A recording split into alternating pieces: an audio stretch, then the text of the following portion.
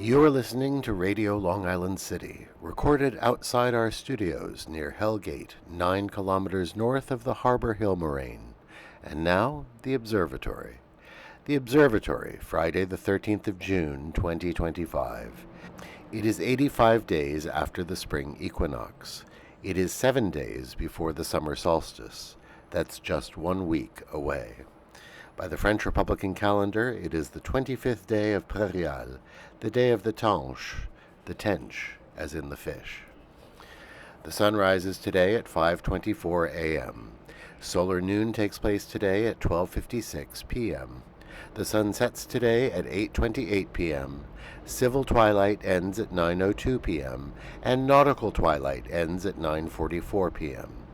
The length of daytime today is 29 seconds longer than yesterday. The moon is in its waning gibbous phase and is 94% full at midday. The last quarter will arrive on Wednesday, the 18th of June. These are the predicted tides today for Horn's Hook. In the middle of the night, high tide, 12:05 a.m., 1 meter 65. In the morning, low tide, 6:24 a.m., 3 centimeters.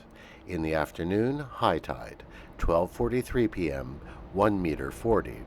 In the evening, low tide, 6:31 p.m., 27 centimeters. In our shared realm of plants and animals, consider the movements of migrating animals that pass through our region.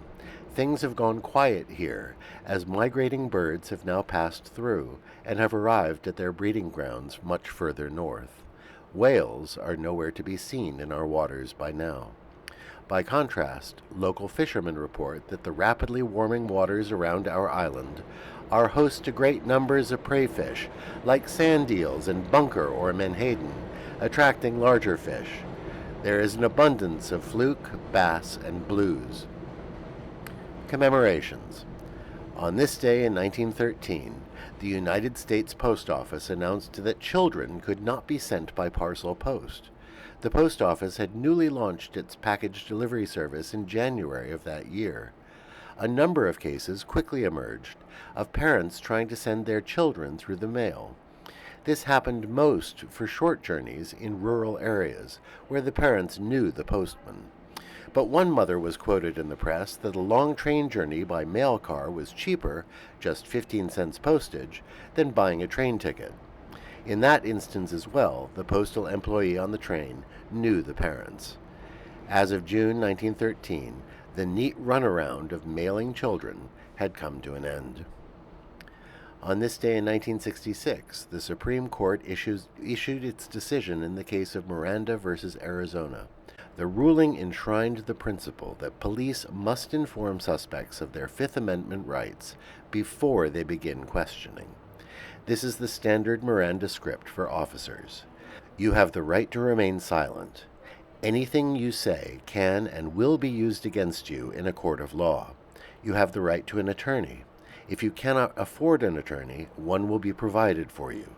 Do you understand the rights I have just read to you? With these rights in mind, do you wish to speak to me?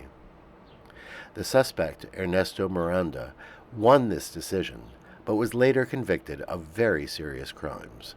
However, his retrial under the new rule was now assured to be fair. On this day in 1971, the New York Times began the publication of the Pentagon Papers. The leaked papers were secret military documents that outlined how the government had misled the public about the conduct of the Vietnam War. A good day to consider how we balance the right of the public in a free society to know what is done in their name against the need for governments to maintain the secrecy of privileged information. On this day in 1935, the artist Christo was born. With his wife Jean-Claude, he created temporary public art projects on a massive scale.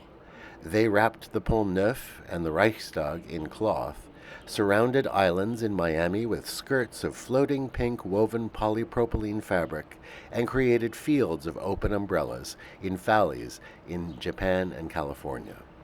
Their project, The Gates in Central Park, was unveiled exactly 20 years ago.